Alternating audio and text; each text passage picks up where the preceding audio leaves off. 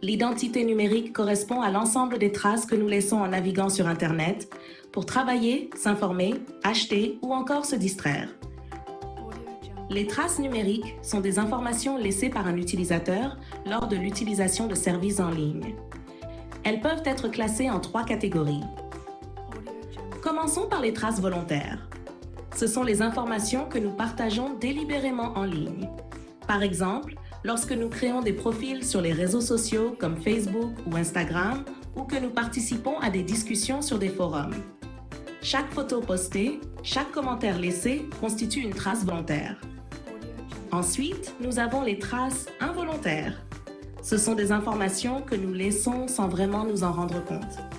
Pensez aux cookies qui sont stockés sur votre appareil lorsque vous visitez un site web. L'historique de navigation est une trace involontaire car il enregistre automatiquement les sites web visités par l'utilisateur sans qu'il en ait toujours conscience.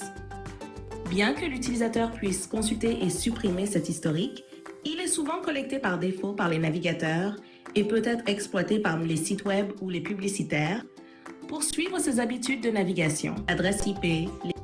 Une adresse IP permet d'identifier et de localiser un appareil sur le réseau, facilitant ainsi la communication avec d'autres dispositifs. Pourquoi est-elle une trace involontaire? L'utilisateur ne fournit pas volontairement son adresse IP lorsqu'il navigue sur Internet.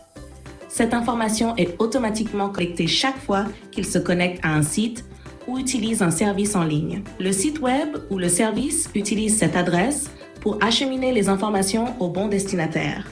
Par exemple, pour afficher une page web sur l'appareil de l'utilisateur. Enfin, il y a les traces subies. Ce sont des informations publiées par des tiers, souvent sans notre consentement.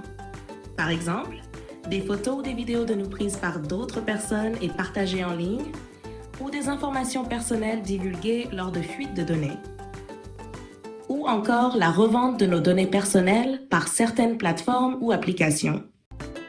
Cette vidéo pédagogique, réalisée par Inès Eloumi en 2024, n'oubliez pas de respecter les règles de netiquette lors de l'utilisation de cette vidéo et de mentionner le nom de l'auteur.